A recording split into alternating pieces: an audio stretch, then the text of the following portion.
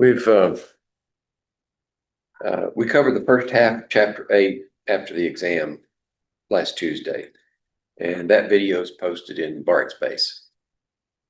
We're going to finish up chapter 8 today, so that next Tuesday in the lecture part of the class we can talk about the lab,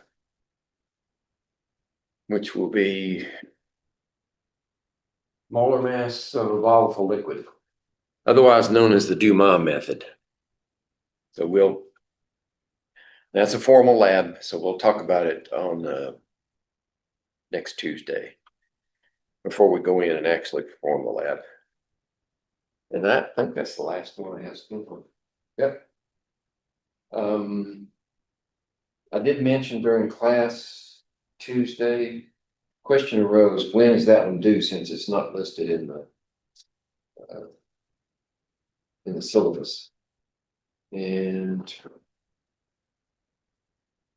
can have that one due, oops, wrong location. No, you're looking at, I wasn't looking at the CHEM101 syllabus. Let me look at that one and see if I've got it listed. Yeah, I do have it listed. 18th, November 18th is the due date for the report for our next lab, and then the labs will be done. Okay, we'll pick up where we left off with I mentioned last week that understanding the chemical bond and how it affects the behavior of molecules once they're in their neighborhood of once they're close proximity to their neighbors, how do they behave? And that behavior is largely determined upon the structure of each molecule. And that boils down to a simple concept called polarity. Polar molecules tend to bond more strongly to one another. Non-polars are more weakly bound to each other. So as we progress chronologically through the available theories that try to address this, we're going to talk about the structure of the molecules in terms of this first one, the localized electron model.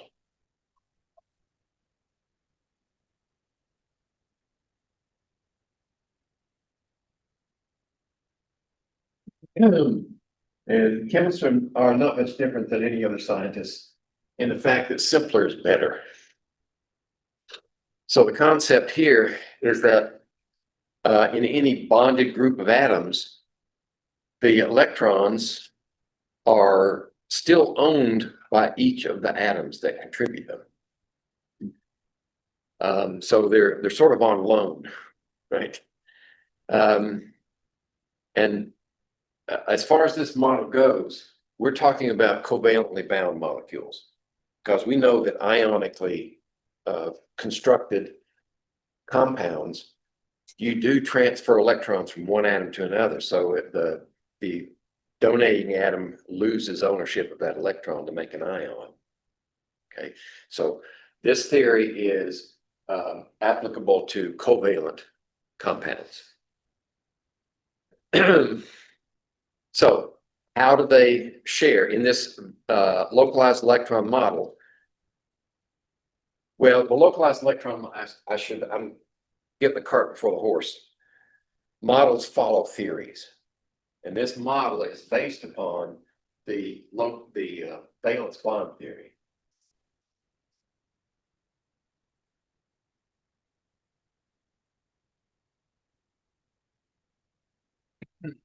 So we take a look at the name. We're going to talk about bonding, obviously, but bonding is only between atoms in terms of their valence electrons. Right? We mentioned that before. The valence electrons are those that have the same principal quantum number and the highest level principal quantum number. So something like arsenic would have 3p electrons and 2s electrons in the fourth, but it would have 3d10s. The valence electrons would be the level 4s. So it'd be 5 valence electrons for arsenic. That's what we're talking about with the valence bond. So the core of the theory has to do with the overlap of orbitals. The orbitals that contain those electrons will overlap to form the bond.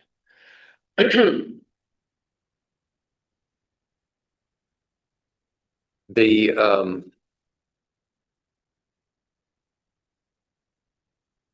model, and there's an artist's rendition of what the model looks like. If you overlap, and those look like p orbitals to me, right? Dumbbell-shaped p orbitals. So when they overlap, they overlap off axis, okay, not on axis. So those overlaps in the yellow looks like the orbitals have overlapped above and below the axis, the plane of the bond. The overlap of those orbitals is what makes those electrons available for the bond.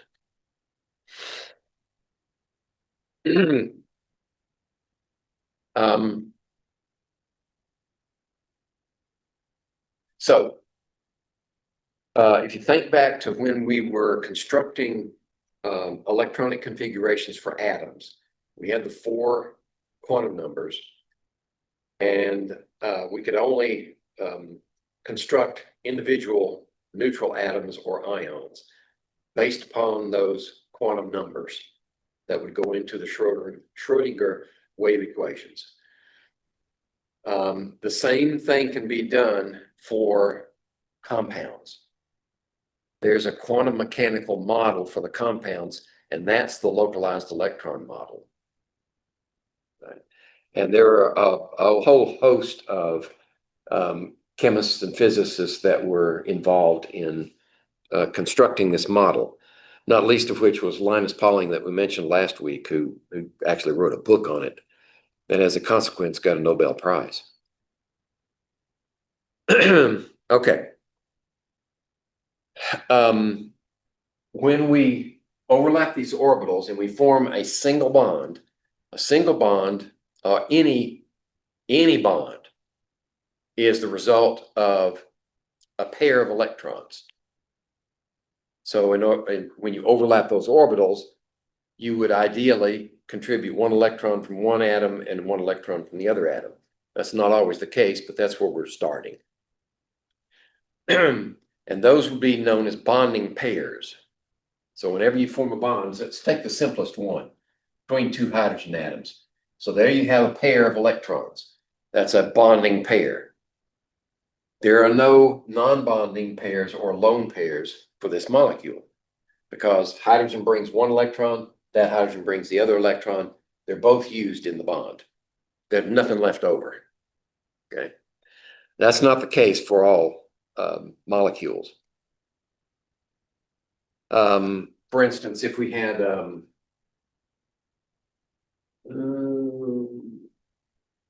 hydrogen and fluorine, if we have hydrogen contributing 1 electron and fluorine contributing 1 electron, then we would have a bonding pair. But fluorine has how many valence electrons? Just 7, right? 7. So there's 7. There are 6 electrons that were not used. 1 of those was used for the bond, and the other 6 are not bonded. Those are non-bonding or lone pair electrons. Okay. All right. So for this chapter and for the upcoming exam, we are going to be talking about this valence bond theory, and we're going to introduce, let's see, do we do that in this model? Hold on a second.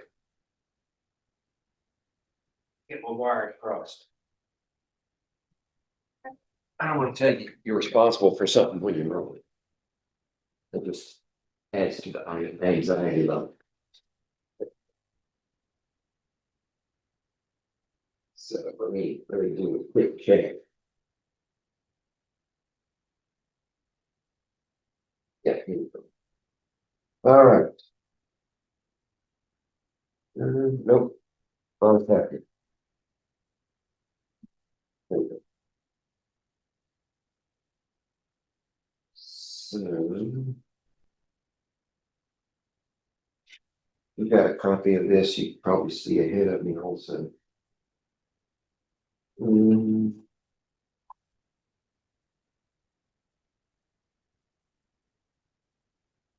Okay, we are going to do it. All right. Part 1 and part 2 are contained in this chapter, chapter 8. So we're going to finish talking about the valence bond theory and add to it another model. The localized electron model is one model, but we're going to enhance that with another model, the VSEPR model, and I'll define what VSEPR stands for. It's a model that allows us to estimate the geometry of a molecule. And then the part 3 is reserved for chapter 9. We won't cover that in this exam. That'll be all in the next exam. Okay. So where do we start? Well, I've already given you a taste here with this diagram. There was a US-based chemist, G.N. Lewis, who at the beginning of the 20th century was working with this theory. And he was trying to figure out how to simplify, which is typical of most scientists. Try to make it simpler. Simpler is more elegant, they say. Try to simplify the way to visualize molecules. And he came up with this method where he's only interested in the valence electrons. And we're largely concerned, not completely, but largely concerned with those that complete the octet. So with any symbol that you have up here, let's go ahead and use fluorine. With any symbol, you position around that symbol dots or X's or whatever we prefer to represent the number of valence electrons. So we know that fluorine, being a halogen, has 7. There are your 7 electrons. That's known as a Lewis dot structure. The simplest for any of the elements. So then when you approach with another atom, like hydrogen, it only has 1 valence electron. So when they approach and they're going to bond, this 1s orbital has to overlap with probably a 2p.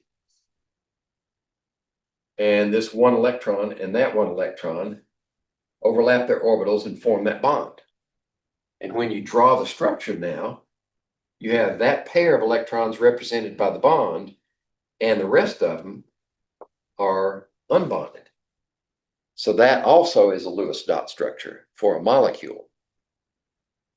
Okay. The tendency, as Lewis understood, was that molecules, when they bond, and we may digress occasionally into ionic compounds, but most of the time we'll be in covalence. They're trying to acquire an octet, or for hydrogen, it'd be a duet, a noble gas configuration. So hydrogen tries to look like helium, and the rest of them try to look like neon, argon, krypton. Those complete octets by bonding. So there's of course, the duet rule is only valid for hydrogen when hydrogen's involved. Octet rule for everybody else.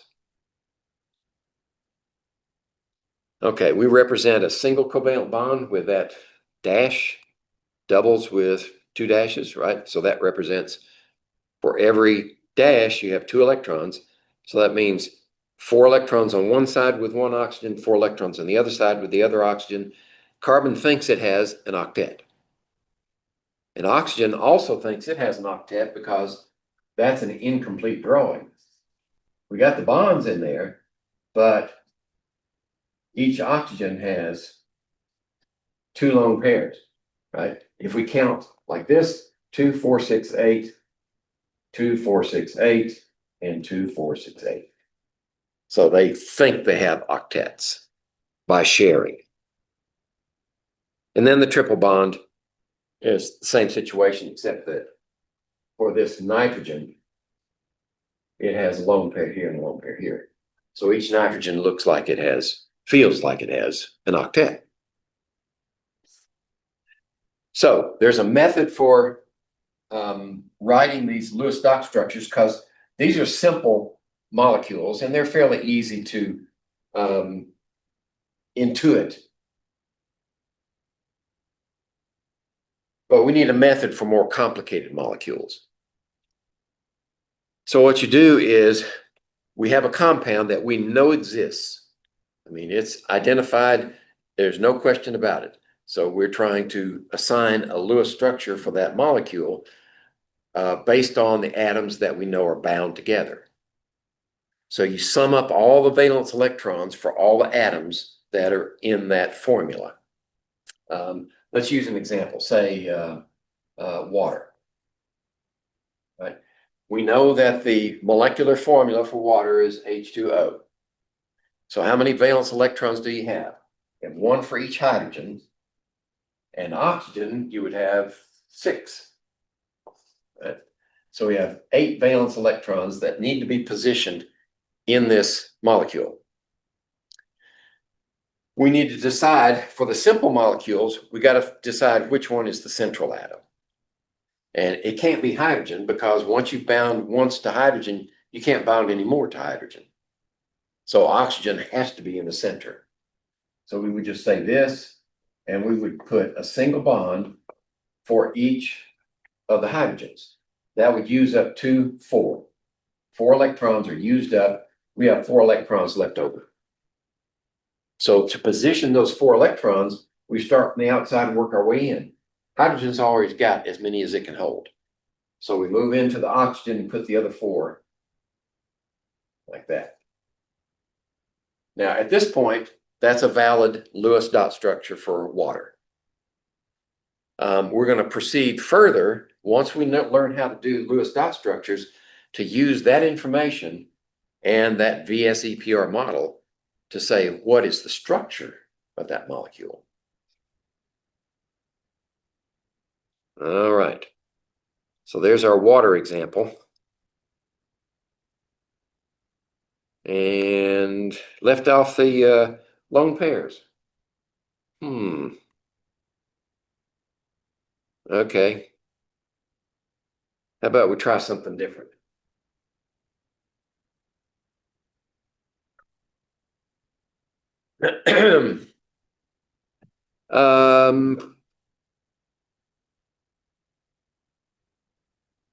Oh.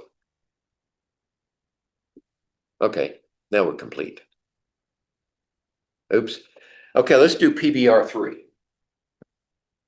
PBr3. We know phosphorus tribromide. That's a type 3 compound because phosphorus and bromine are both nonmetals.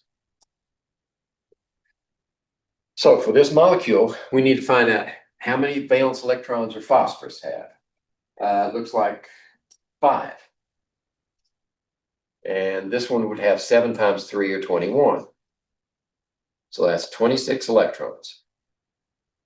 Now we have the possibility for a bromine being central atom or the phosphorus. Typically, if you only have 1 of these and 3 of those, you're going to put phosphorus in the middle. But there's another way to decide which one goes in the middle, which is the central atom. The one that's furthest to the left or down from the others would be considered the more metallic. And that's the one that goes in the center. So phosphorus is to the left of bromine. See, there's bromine, phosphorus to the left. So it's, we put phosphorus in the middle. And then we attach the bromines with a single bond. 2, 4, 6. So we've used up 6. That leaves 20 electrons. So now we position, we put the 20 electrons working from our outside in until we get an octet on the outside, and then we move in if we have any left over. So to be consistent, and when you're first learning how to do this, you go 1, 2, 3, and then 4, 5, 6, kind of like obeying Holmes' rule. Don't pair them up yet until you have to. So that's 2, 4, 6, 7, 8, 9, 10, 11, 12, 13, 14, 15, 16, 17, 18, right? So that's 2, 4, 6, 8. Each one of those has an octet.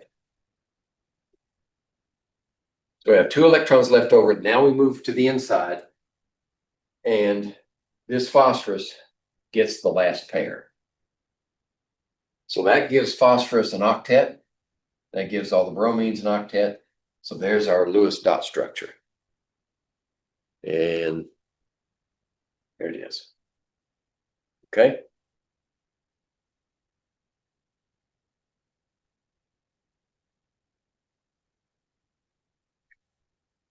So let's do hydrogen cyanide. This adds a wrinkle. If we have hydrogen cyanide, then we've got 1 valence electron, we have 4 here, and we have 5 here. So that's 10 electrons. All right, which one goes in the center?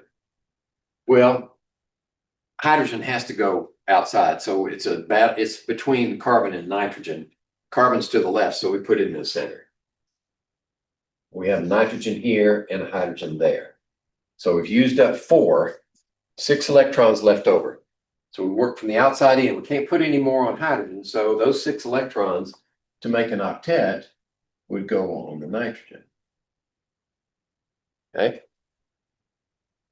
Here's the problem. Now carbon doesn't have an octet. So how do we make an octet with carbon without reducing the nitrogens? We'll make another bond. Take these 2 right here and make a bond. Okay.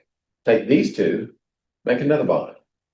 Now nitrogen still has its octet and carbon has its octet. Okay. So that's a valid Lewis dot structure for hydrogen cyanide.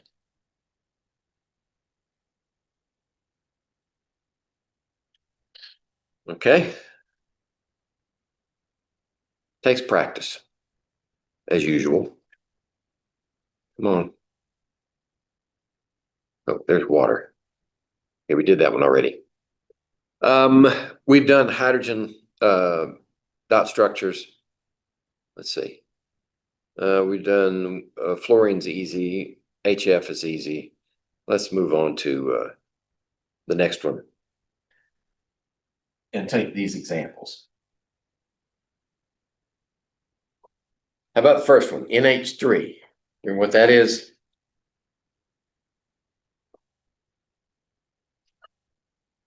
That's ammonia. Right? So we've got 5 electrons for nitrogen and 3 times 1 for that one. That's 8 electrons. So nitrogen has to go in the middle. And we have the 3 hydrogens here, here, and here. Okay? 2, 4, 6. We've used up 6. Now we have 2 electrons left over and they have to go there. And all the hydrogens have their duet. The nitrogen has its octet. We're done. Oops. I didn't animate this one. Okay. That was an easy one. How about carbon dioxide? Okay, I showed you that one before, but I didn't show you how I got there. Carbon has 4 valence electrons. Now, how do I know that? Count from the left. Lithium, beryllium, boron, carbon. 4 steps over, 4 valence electrons. Oxygen then, 2 more steps, has 6 each, which would be 12. 16 electrons. Now carbon goes in the middle. It's to the left of oxygen. And it just makes sense also for symmetry's purpose. Put up carbon in the middle. And we put a single bond with each of the oxygens. That's -4. We got 12 electrons left. And if we put 2, 4, 6, 2, 4, 6, we can use up all of those 12s. Okay? So far? And you can check yourself. We should have 16 valence electrons. 2, 4, 6, 8, 10, 12, 14, 16. Now we got to make an octet for carbon. So that's where we do this, make a bond, and do this, make a bond. Now that's symmetrical.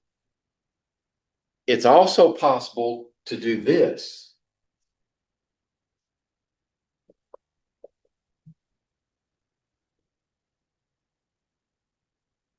Right?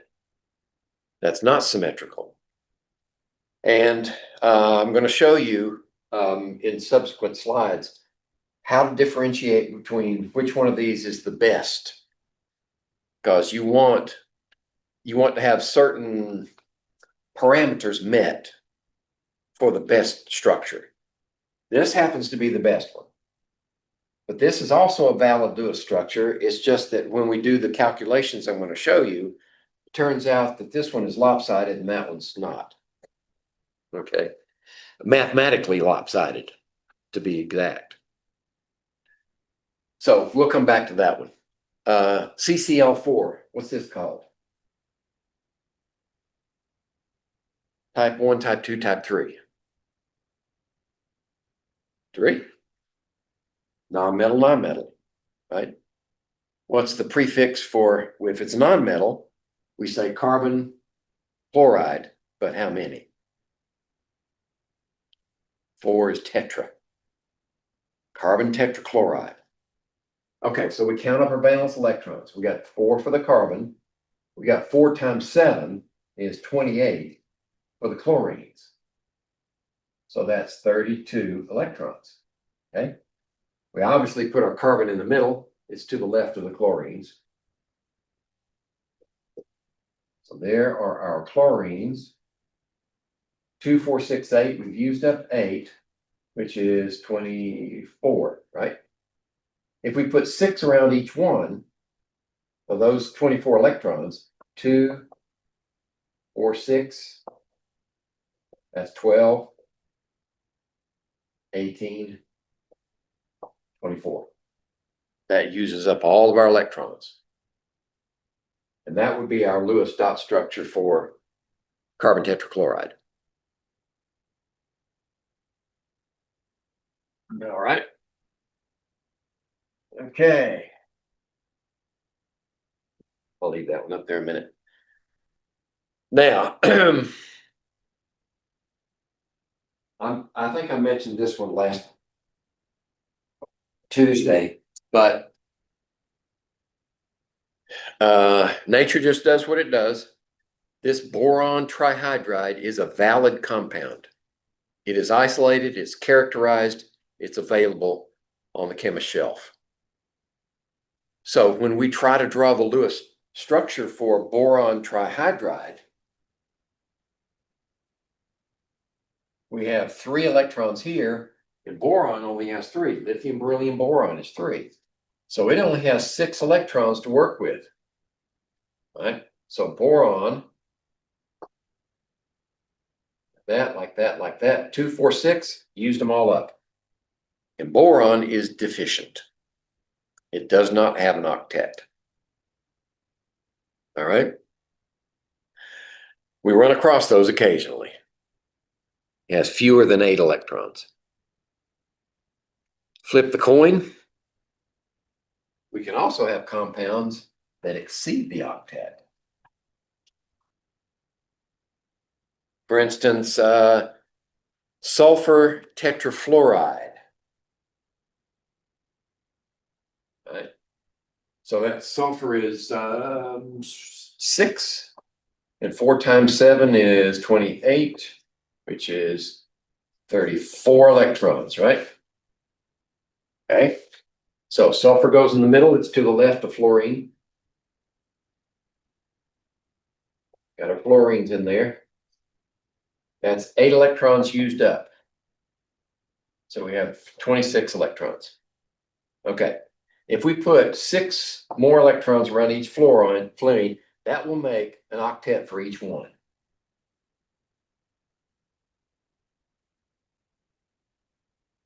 So that's 4 times 6 is 24. We got 2 electrons left over. They can't go anywhere else but here. So now sulfur has, instead of 8 electrons, it has 10. It has exceeded the octet. All right. And arsenic pentabromide would be a similar situation. Only it doesn't have any lone pairs. Everything for that one is in the bonds. Right. Now, how do we explain that? Look where sulfur and arsenic are located. Sulfur's in the 3rd period. So when n equals 3, what can L be? 0, 1, 2. S, P, D. Right? We've used up S's and P's, but M sub L for 2 is a D with -2, -1, 0, +1, and +2. All right, so we've got room in our D for any extra electrons. 0 and 1 are S and P. This is 2 electrons, this is 6. That's where we get our octet. But if we need more room and it's available for n equals 3 in the 3rd period or above, we have those d orbitals available. So that's where the extra pair of electrons would go. So we're not really breaking any rules with the octet rule. We've exceeded the octet, but there is a place for those electrons to go into the d orbitals. All right. Okay. And we can make a similar argument for the arsenic pentabromide. Okay, how about, let's see. And we're still in the localized electron model of the valence bond theory. We haven't left that one yet.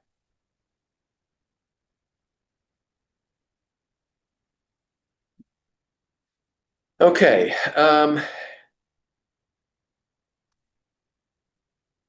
Boron trifluoride. Now, before we had boron trihydride. Excuse me. Let's see what this one does.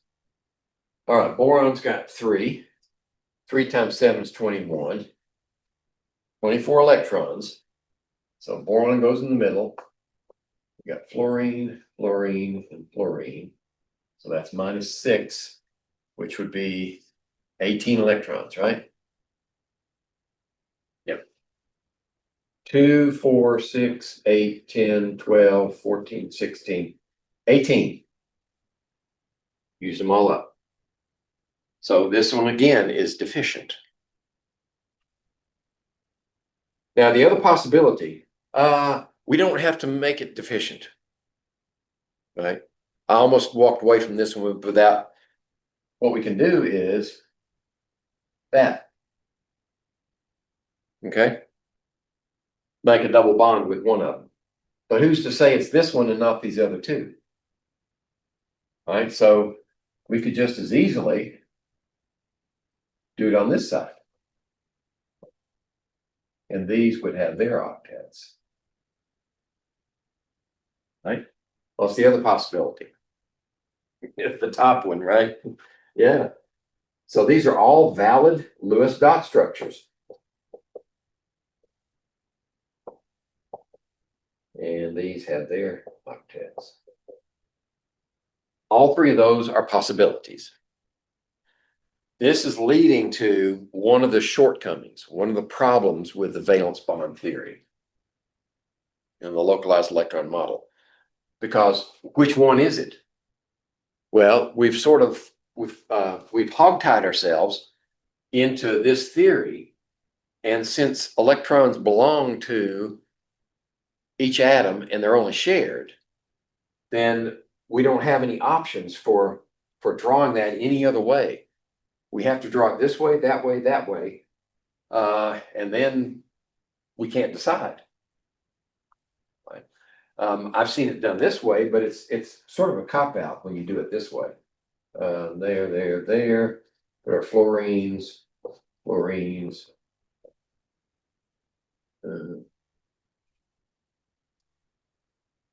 Yeah, it's kind of hard to do it the way I want to. But if we do it that way, and then that would be 3 electrons that we have to take away, say, 1 from there. That doesn't work. Never mind. I thought I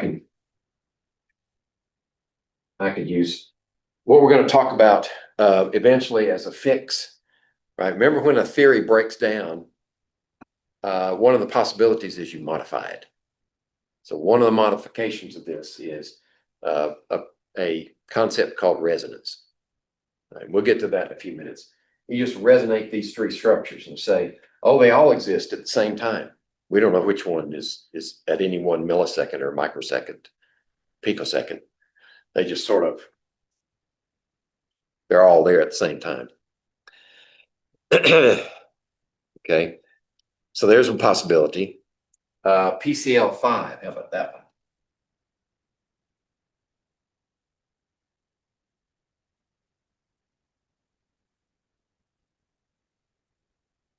Phosphorus pentachloride. So phosphorus is going to be 5, and 5 times 7 is 35, so we have 40 electrons. So we put the, let's see, 1, 2, 3, 4, 5. 2, 4, 6, 8, 10. So that's 30 electrons left over. If we do 6 around each one, 6 times 5 is 30.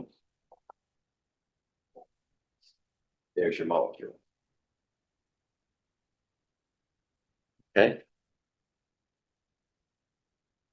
SF6. Okay. Sulfur has 6, and 6 times 7 is 42. So we have 48 electrons that we deal with. All right. Sulfur is going to be in the middle. And we have 6 fluorines.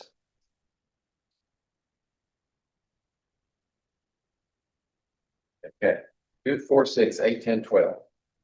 We've used up 12. We got 36 left over.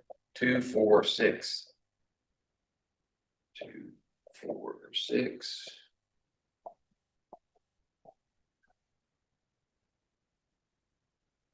So 6 times 6 is 36. We used them all up. And then in the case of phosphorus before and sulfur now, we have exceeded the octet. For phosphorus, we had 10 electrons. Right? For sulfur, we have 12 electrons. And they both, phosphorus and sulfur, are in the 3rd period, they have access to 3D orbitals. So that's where those extra electrons go. And the extra electrons in this case are bonded. So we're going to look at a way to, now I think it's not in this chapter. No. Chapter 9. Okay, so that idea of resonance and a solution to this problem is going to come in chapter 9. So you don't have to fret over that one right now.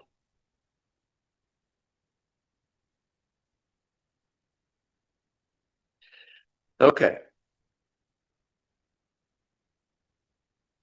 So just as a review of what we've covered so far, we're trying to create an octet for as many atoms as possible in a compound, or a duet for hydrogens. This works for always for period 2. Because period 2 does not have access to d orbitals. Period 3 tends toward octets fairly frequently, but it can exceed. Period 2 is good for, octet is good for carbon, nitrogen, oxygen, fluorine, but boron and beryllium, for that matter, tend to be deficient in octets.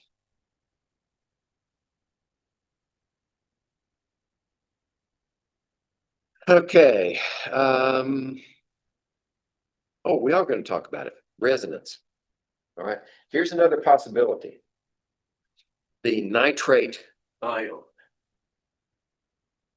I think I've mentioned this before, but I'll say it again. The polyatomic ions are covalently bound groups of atoms. Now they behave as a single unit, so you can put them into an ionic compound, right? Type 1 and type 2 compound. But the polyatomic itself is covalently bound. So this nitrate ion would be written like that, and let's just do it.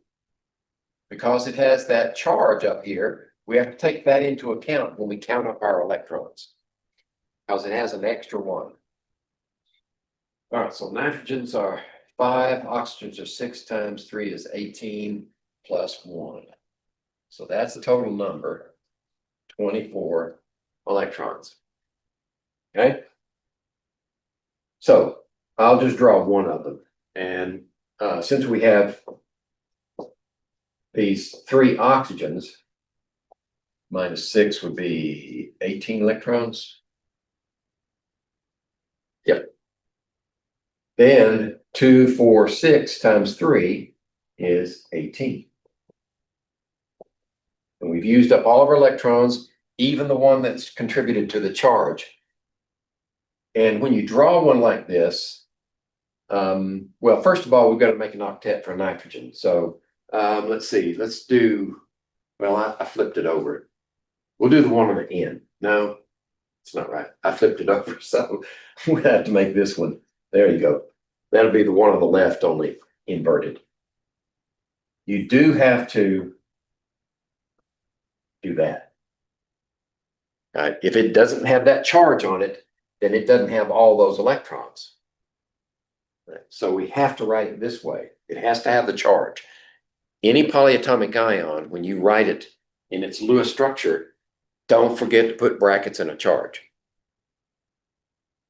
Okay, so it could just as easily have created the double bond here or here. We get those 3 possibilities, and the concept of resonance was advanced by Linus Pauling. He said, this is the best fix I can come up with, right? Since we're localizing electrons, and each one of these has localized electrons for each of the atoms or the bonds, then this is the only way to fix it.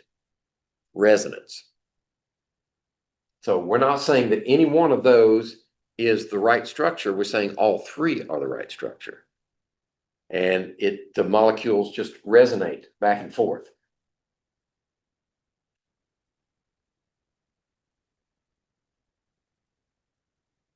Now, since all of these oxygens are electrically equal, then there's no one that's preferred. Okay. If you get into organic chemistry, you'll find that resonance sometimes spends more time on one structure than another. And that contributes to the preferred reaction or reactivity for that molecule. But in this case, they're all equivalent.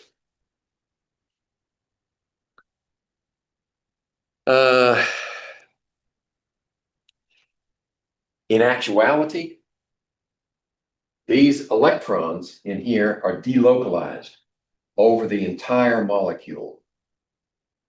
If we could draw the electron cloud, it would be equally distributed over the entire thing. So what I was trying to draw earlier was to do something like this. What that illustrates, and it's not valid for this theory, but what that illustrates is these bonds are all equal in length and strength. Any one of these structures right here implies that the double bond is shorter and stronger. But we find from laboratory investigations that all those bonds are all equal. Right? So the best explanation is not just resonance, but that the electron cloud is distributed evenly among all the bonds. But that's not a valid way to draw the structure. That's the problem. For this theory, we have to draw it that way. It's no other choice. So that's why resonance then comes into play. Okay, let's see. We drew carbon dioxide already. We haven't drawn the other three. I think the idea I'm not sure if we're getting into resonance here or formal charge. I'll let it slip. Formal charge is a calculation that will tell us which structure is preferred. Now, you guys have probably been looking in. Do I talk about formal charges or not? Or does anyone of you? Yeah, I do. Okay, we're going to get to it. So we've done carbon dioxide already. I'll just put that up here for comparison.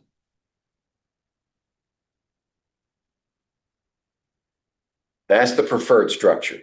Carbon monoxide. Okay, so we have 4 here, we have 6 here, which is 10 electrons. Right. Like that. So that's -2. We have 8 electrons left over.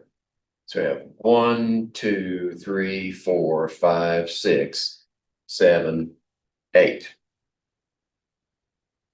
Okay. So how do we get an octet? Well, if we take these two, make a bond, we take these two and make a bond. Now we have this molecule, like that and like that, as carbon monoxide. Oh, I didn't animate that one. Okay, what's the next one? Let's do the OCN minus ion.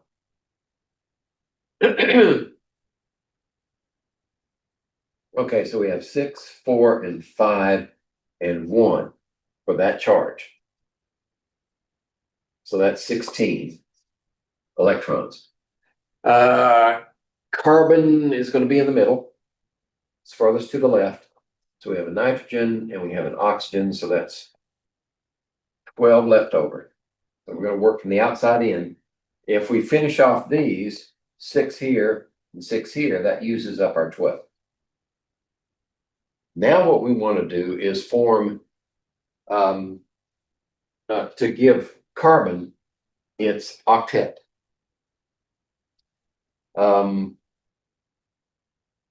We could do this like that and like that as one possibility.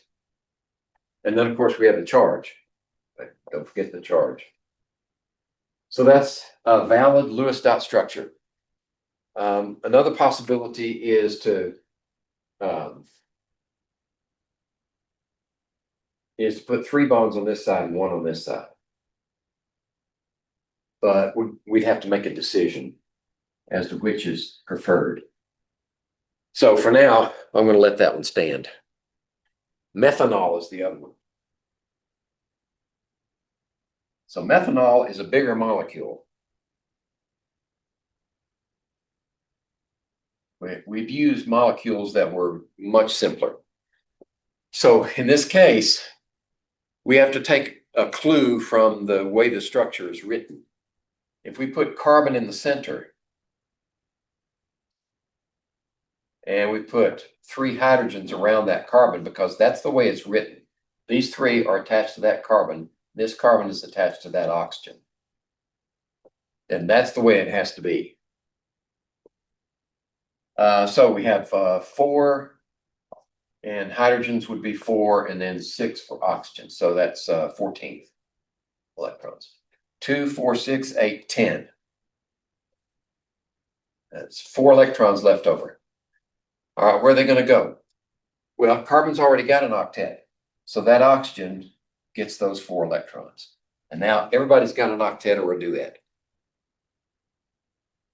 All right. That's methanol.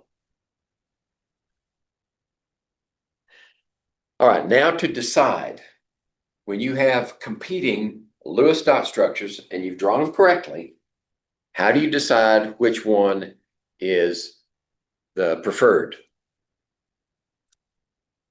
And they can't be equivalent, right? The nitrates were essentially equivalent because it just depended on which oxygen had the double bond. So those would be considered equivalent. But our previous example was carbon dioxide.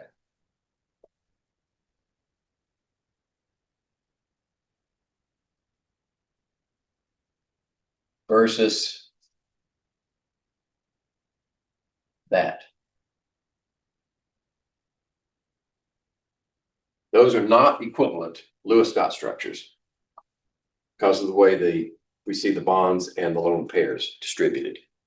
Okay, so we got to devise a way to decide which is preferred. All right, how do we calculate the formal charge?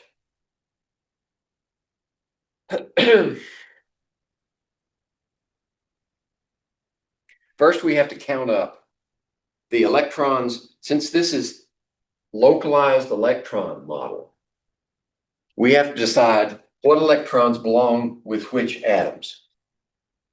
And the way you do that is you say, all right, this oxygen has, in this arrangement, has 1, 2, 3, 4, 5, 6.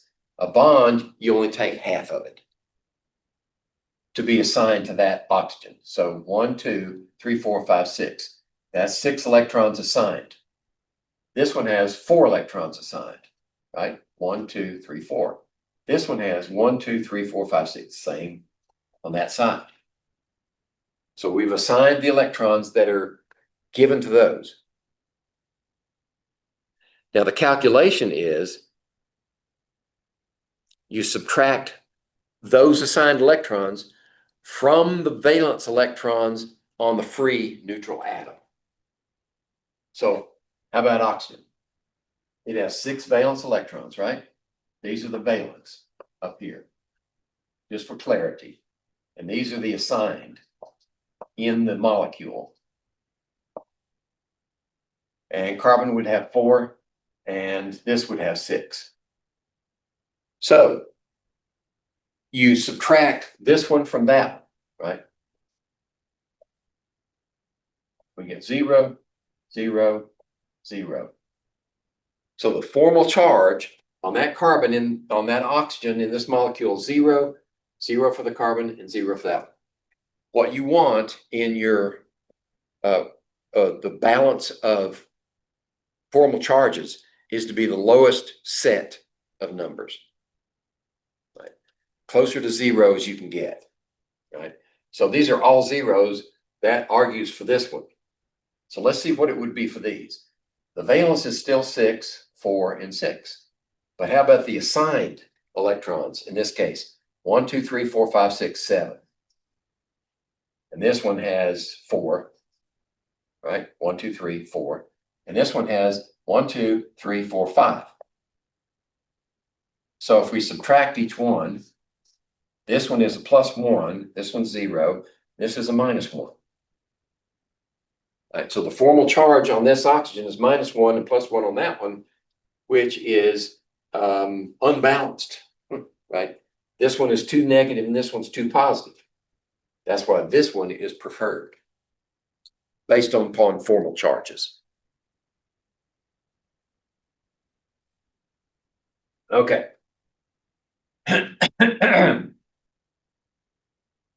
So I find that the confusion in calculations for most students comes with which one do you subtract from which? You take the valence electrons and subtract the assigned electrons. That's why I put the valence up here and the assigned down here so that I could subtract them. Okay, how about formal charges for this molecule? Let's see, we have the Lewis dot structure is already given to us. And we got 3 chlorines, right? 3 chlorines.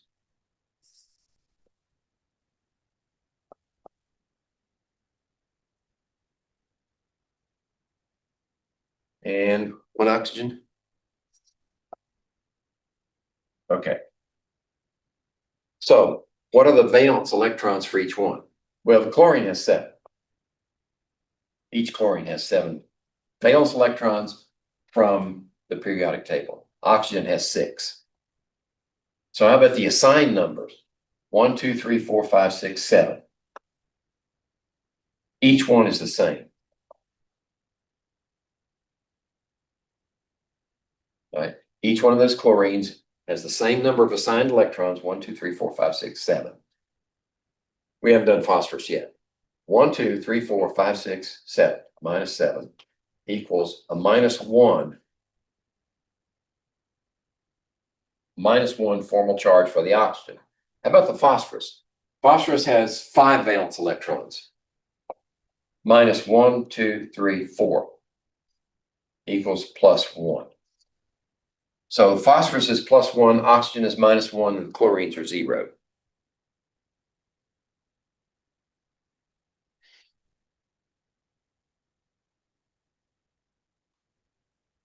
All right.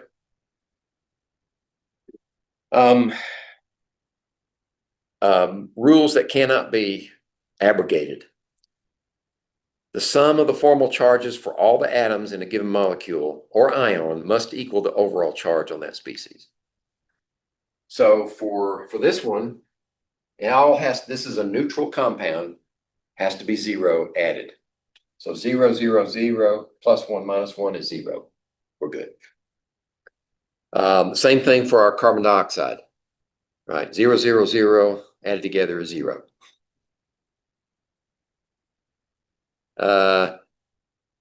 And for non-equivalent Lewis structures, I mentioned this one already, we go for the lowest combination of formal charges. In this case, all zeros is better than a -1 +1.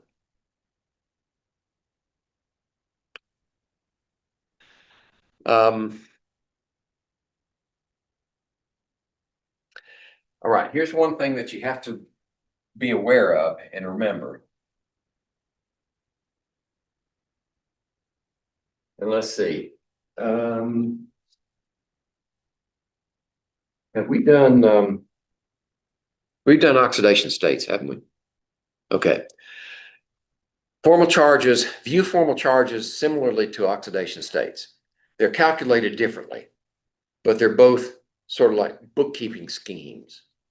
They don't say that the charge, if we had that unbalanced, all right, let's take the phosphorus with 3 chlorines and 1 oxygen, where you have a +1 and a -1 formal charge. Those are not real charges. They're just ways of bookkeeping the electrons so that we can make a decision. Okay. In reality, the electrons are probably distributed over the whole thing. But since we're dealing with localized electrons, we have to use some way to identify the preferred structure. When in reality, those electrons are probably spread over the whole molecule. That's one of the failings of the localized electron model. And we'll deal with that subsequently.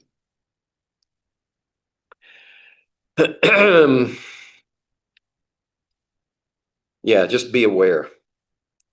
When you evaluate formal charges, they can lead to erroneous predictions. So we always have to fall back on laboratory experiments. You know, they have to confirm what we've proposed as a valid structure. And we'll get to one in a little bit. I'm not sure if it's going to be today or not. Well, let's go ahead with the VSEPR model. So the localized electron model, now we're going to take this theory and introduce another model, the VSEPR model. Now let me put it this way. This is an acronym. This is valence, shell, electron, pair, repulsion. It's a very simple concept. When you construct your, when you put your Lewis structure together, the electrons that are contained in the bonds or the lone pairs are going to push against each other because they're all negative charges. They're going to push away from each other. So the best model, the best geometric structure for your molecule is the one that minimizes that repulsion. And that means distance. Get them as far apart from each other as possible. So that's the basic idea behind the model.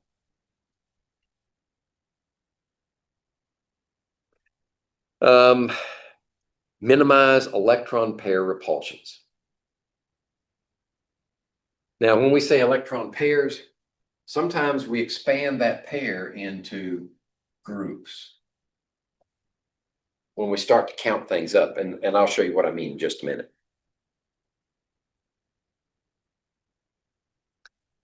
Always be aware that when we're talking about structures, for simple molecules that have one central atom only, you're going to have one structure only. But for bigger molecules, you can have one geometric structure here, a different one there, a different one there, a different one there, depending on how big the molecule is. Okay. So if we have a linear structure, the bond angle is going to be 180 degrees. For instance, if we have this example,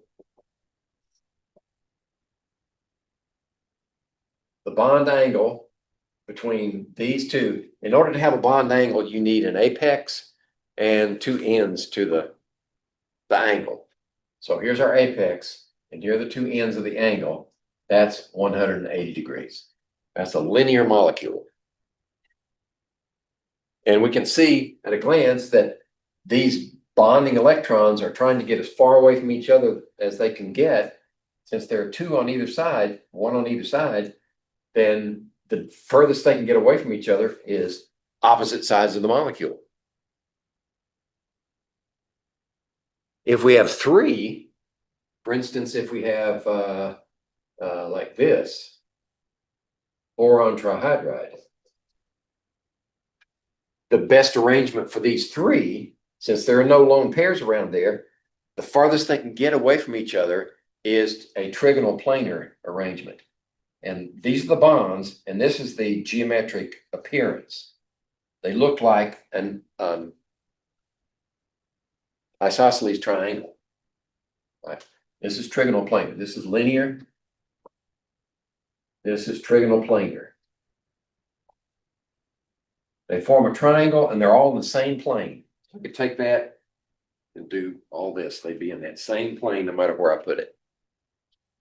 And the bond angles here are right there. And we know that we have to have 360 degrees. So a third of 360 is 120 degrees. If we have four, for instance, methane. All right, we did carbon tetrachloride. Let's do that. So carbon tetrachloride would do like this.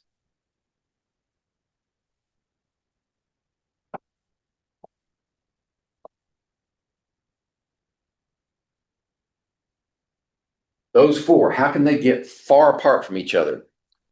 The regular structure for these four would be a tetrahedron. Or another word for it is a trigonal-based pyramid. So we would have a carbon in the middle, and then we'd have a chlorine up here, we'd have a chlorine down there, and one in the back. So the base would be like that, and then the apex would be like that. And the bond angle here for any of these would be 109.5 degrees. That's our starting point. There's a proof for that, but we don't have time for it. I just memorize it.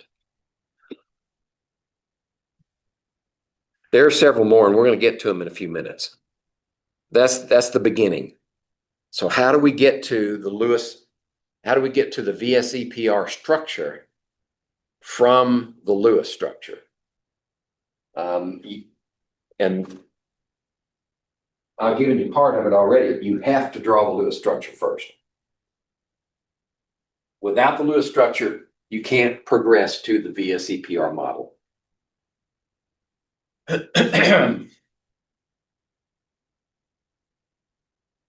All right.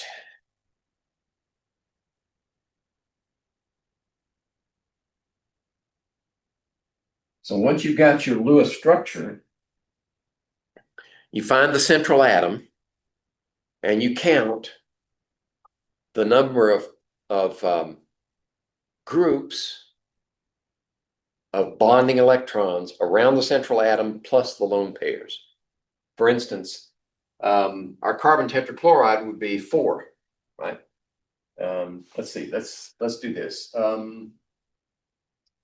Pairs / groups of electrons. And the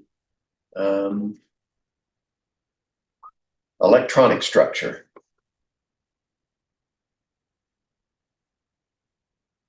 be here. And I'm going to have to make room. Okay. And then we're going to have a molecular structure.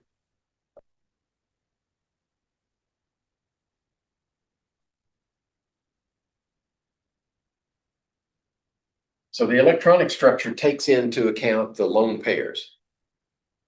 And we have to go through those steps before we can get to the molecular structure. All right, let's see. If we only have, let's see, we're going to need examples too.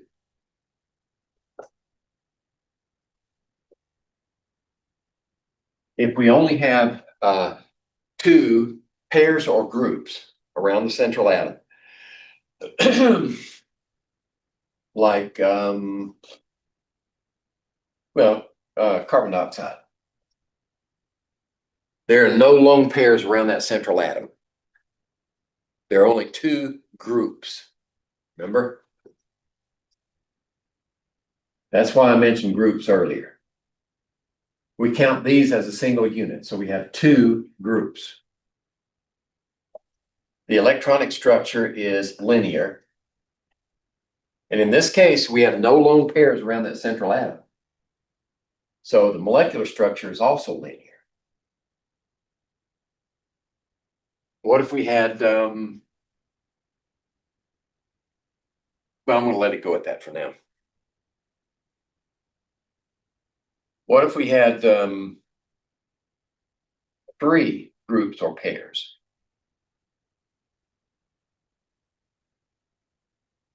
If we had something like this, right, with no pairs, then we'd still be trigonal planar for both of them.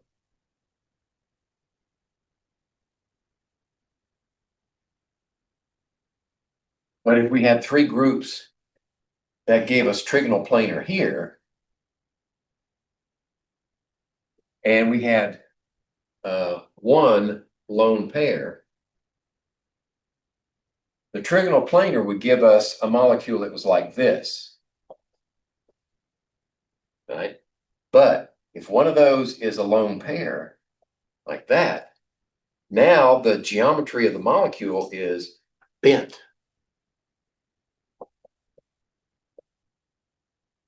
I can't come up with a good example right now. I know there is one. If we had four, then that's tetrahedral. Okay. If we had tetrahedral and like methane, right? No lone pairs, then tetrahedral also for the molecular structure. But if we had one lone pair, what would that do? Ammonia is a good example. Right? So you have in here, here, that.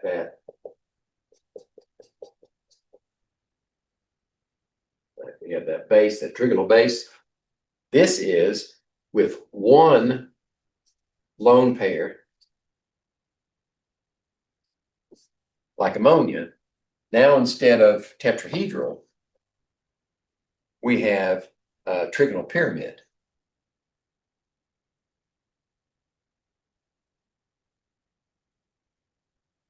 See, triangular base with nitrogen at the apex. All you have to do is cover up the lone pair. That's what you got left for your molecule. If we had tetrahedral and two lone pairs,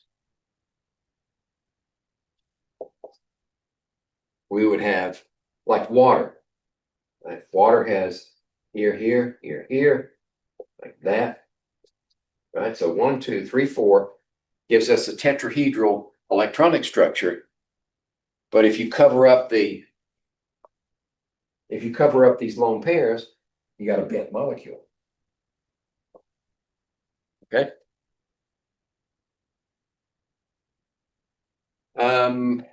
We'll pick up in a minute. We did hydrogen cyanide before. That's obviously linear. pH 3 is a trigonal pyramid because the phosphorus, like this ammonia, see, nitrogen is there, phosphorus is below it. So pH 3 is going to have a similar structure because they have the same number of valence electrons. So pH 3 is going to be tetrahedral electronic, cover up that, and you get a trigonal pyramid. Now, notice that in a tetrahedral structure, the bond angle should be 109.5. But when you have that lone pair, what happens to a lone pair of electrons in this model when there's no bond confining it? It sort of goes, it balloons out. And this ballooning out puts pressure on these bonds and forces them in. So now the bond angle is not 109.5, but in this case, 107. It's a smaller angle because of that repulsive push. SF4. Okay, SF4, we need to draw that one. We'll go through the whole procedure. Sulfur is 6, and 4 times 7 is 28, so that's 34 electrons. S, fluorine. So we have 2, 4, 6, 8, 26, 2, 4, 6, 8, 10, 12. So we have 2 electrons left over, they go here. Okay, this is a structure we haven't talked about yet. When you have 5 groups, right? 1, 2, 3, 4 plus the lone pair is 5. The best electronic structure for that one is trigonal bipyramid. No, I bet I got it. Well, we'll talk about it in a minute. Trigonal bipyramid. So what would that look like? Well, you'd have a central triangle. Then you'd have the ability to bond this way and that way. So around here, you'd have sulfur in the middle. And this could bond to the sulfur to one of the fluorines. And we could have a fluorine in the back and a fluorine here and a fluorine here, and then our lone pair. Whenever you have lone pairs in a trigonal bipyramid, the lone pairs go on the triangle, on the central triangle. Okay. So what happens when we cover that up? What do we got now? Well, you got a bond here, you got a bond here, here, and here. So if you turn that on its, let's see, you got these two here. We turn these on their side like this, then we got these two fluorines stalked down here with a sulfur, and then a fluorine there, a fluorine here. That's a seesaw. Okay, that's why it's called a seesaw. When you've got one, let's see, one lone pair,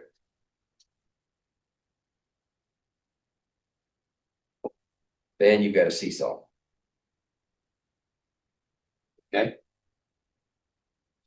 If we had a molecule, not this molecule, but a molecule with another lone pair, the lone pair would go on this part of the molecule. So if we put it back here, now what you got is you don't have anything there or there to bond to. You got this bond, this linear part, and this one sticking out. That's a T shape when you have two lone pairs.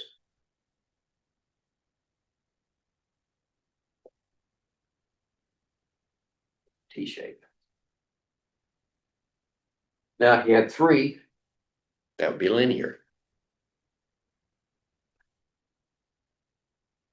Okay. I'm out of time. How much more do we have to go?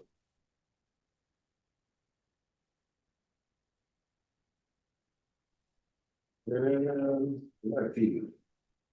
Okay, if you have to go, that's fine.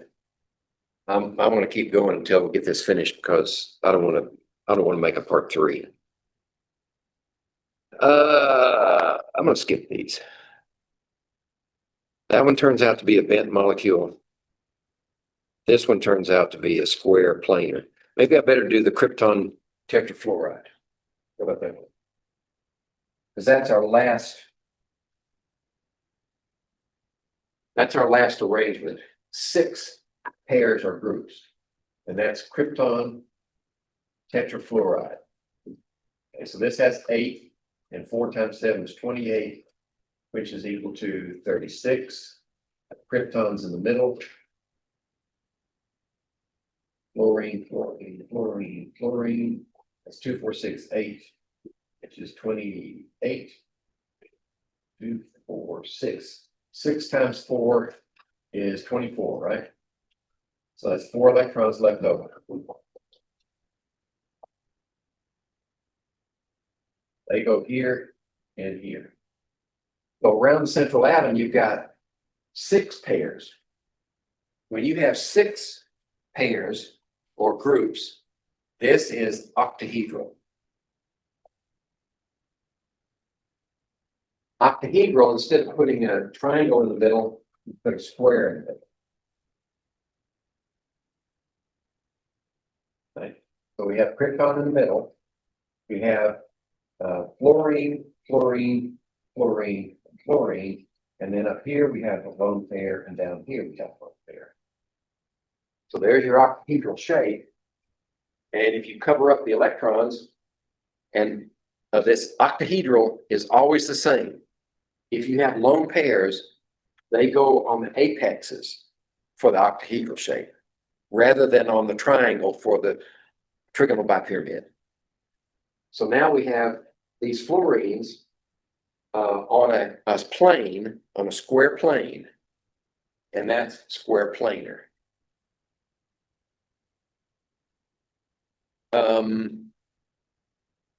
Now let's see, why does it say the bond angle is 180 degrees?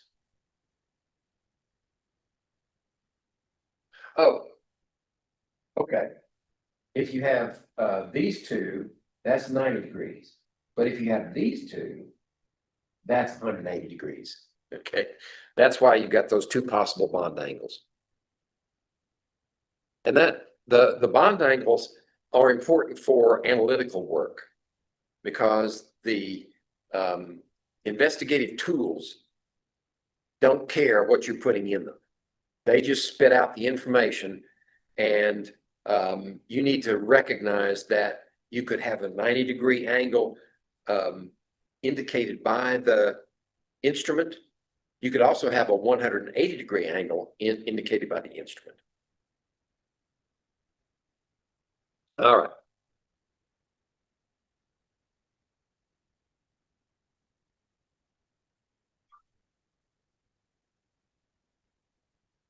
Excuse me for a minute.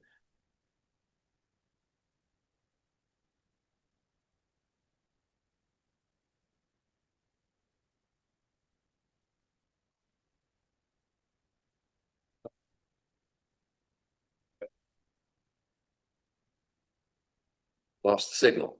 Okay, let's go back. Review.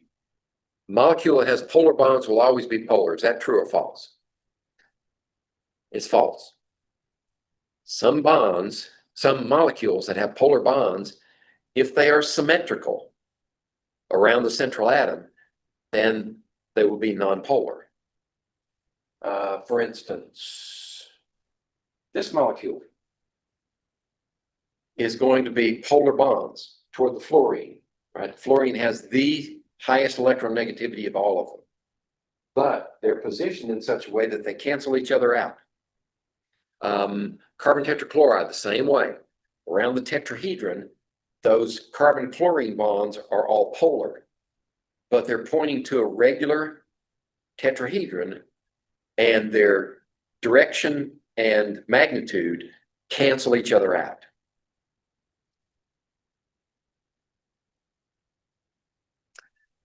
Okay. So if we drew the carbon dioxide before, does it contain polar bonds? Yes. Carbon to oxygen is a polar bond, but it's a linear molecule, equal and opposite, cancel each other out.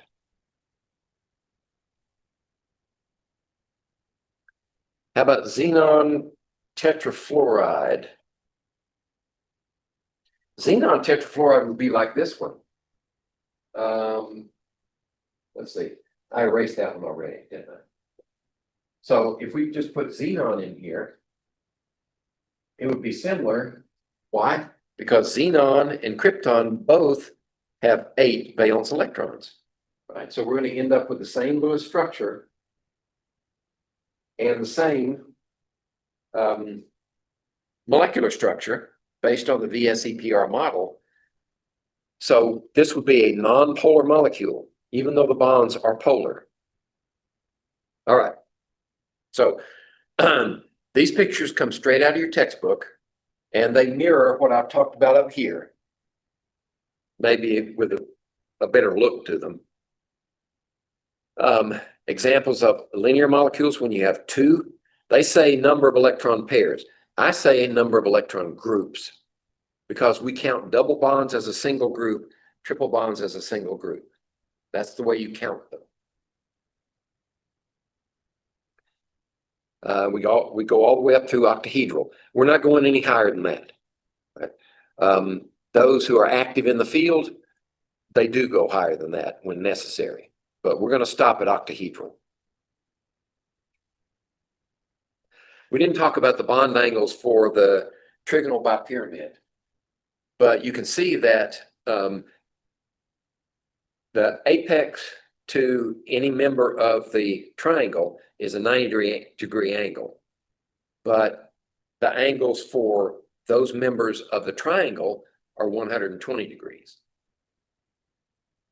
Now, as far as the octahedron goes, all of those bond angles are 90 degrees except for atoms that are opposite one another in the molecule. Then you have a 180-degree possibility. Actually, you have an 180-degree possibility here.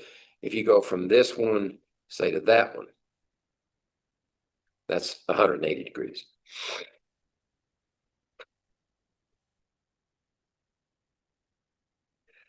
So here's a, let's see, a tetrahedral. And if this represents right here a lone pair, a non-bonding pair, so that gives you a trigonal pyramid like ammonia. If you have two non-bonding pairs like water, you have a bent molecule. If we have, for this example, where we have a trigonal bipyramid, if all the positions of the trigonal bipyramid are occupied by atoms, then the molecule is also trigonal bipyramid. But if you have a lone pair, it's positioned on the triangle and you have a seesaw. Or if you have two lone pairs on the triangle, you have a T-shape. If you have three lone pairs, you have a linear molecule. Okay. I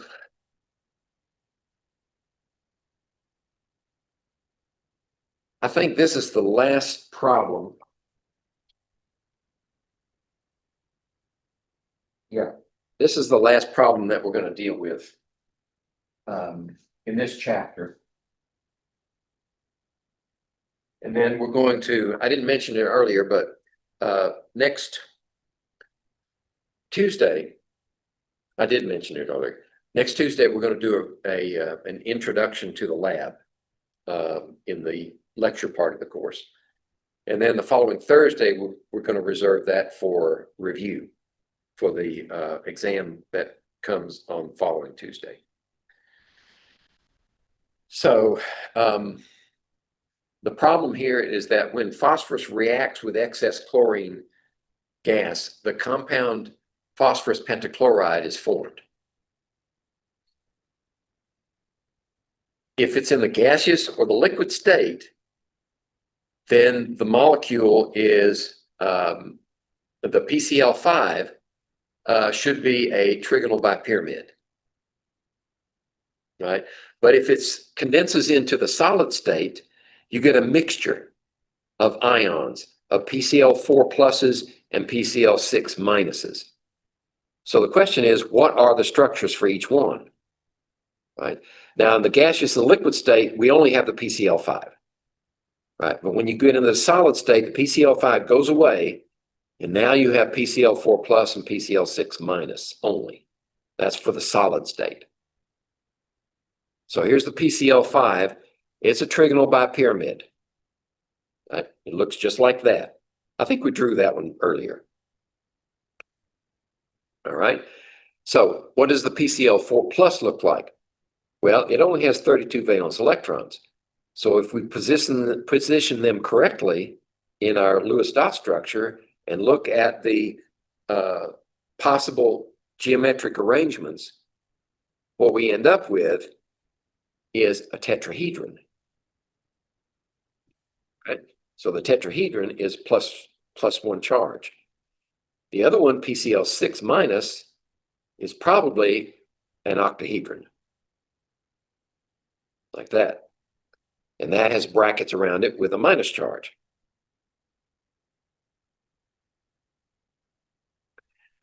So because the noble gas configuration has filled s and p valence orbitals, they're not expected to be chemically reactive. These particular compounds that we're talking about, they're complete in both of their arrangements. They have complete valence shells, and they were often considered to be inert. Excuse me. I'm conflating our previous problem with a new idea. We're talking about noble gases now. Noble gases were thought to be completely inert. And as hard as we try, we can't make compounds out of helium and neon. But argon, krypton, yes. Xenon, yes.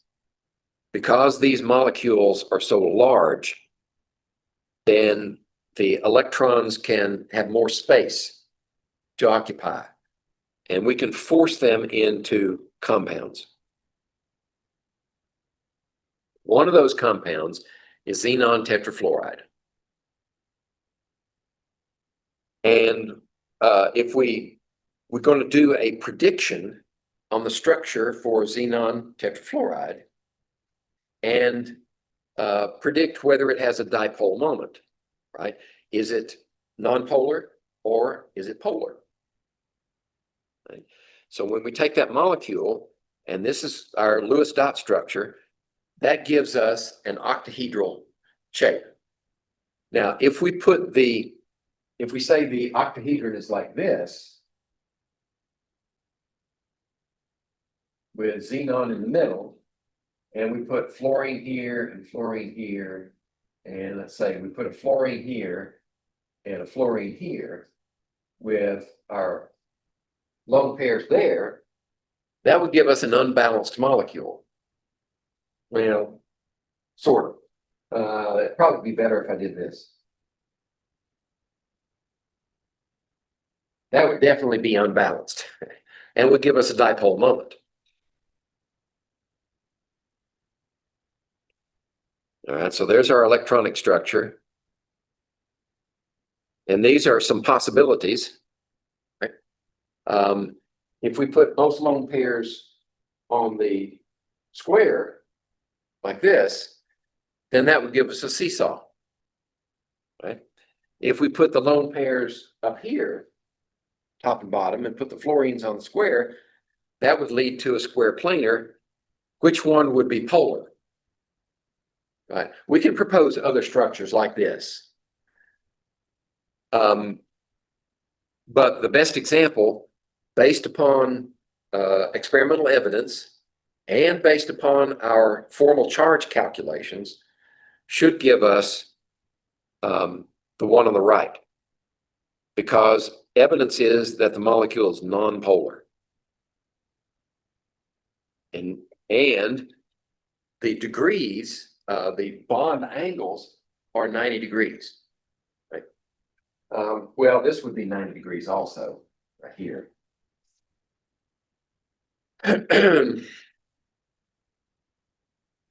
The best arrangement, the most balanced arrangement, based upon the physical chemical evidence, is that this molecule is square planar with the fluorines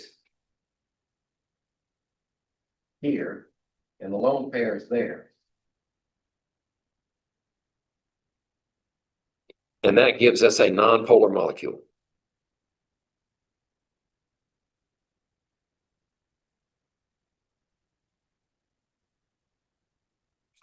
All right.